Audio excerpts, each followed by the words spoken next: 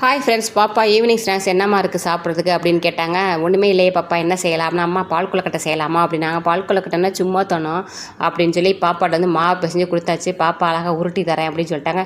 உனக்கு தெரியுமா பாப்பா உருட்டுறதுக்குன்னு? நல்லா உருட்டுவோமானுச்சு. சரி உருட்டு அப்படின்னு சொன்னாங்க. பாருங்கள் பாப்பா எப்படி உருட்டுதுன்னு.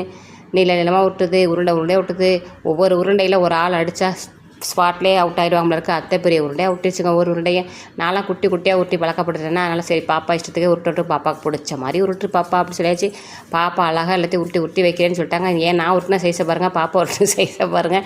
ஒரு எல்லாத்தையும் உருட்டி மொத்தமாக வச்சுட்டாங்க. சரி கிச்சனுக்கு எடுத்துகிட்டு போகலாம் வாங்க அப்படின்னு சொல்லி கிச்சனுக்கு எல்லாத்தையும் எடுத்துகிட்டு போயிட்டு கேஸ் ஆன் பண்ணி ஒரு பாத்திரத்தை வச்சு தண்ணியை ஊற்றி தண்ணி நல்லா தலை கொதிக்க வச்சு ஒரு பால்ஸு உருண்டை எல்லாத்தையும் அப்படியே இறக்கி விட்டு முக்காப்பதான் வந்ததுக்கப்புறம் வெல்லத்தை போட்டு ஏலக்காயை போட்டு நல்லா இறக்க போகிற நேரத்தில் தேங்காய் பால் ஊற்றினா சூப்பராக இருக்கும். தேங்காய் பால் இல்லை, அதனால் காய்ச்சி ஆற வச்ச பாலை ஊற்றி பால் கொழுக்கட்டை ரெடி ஆயிடுச்சு. வாங்க ஈவினிங் ஸ்நாக்ஸ்.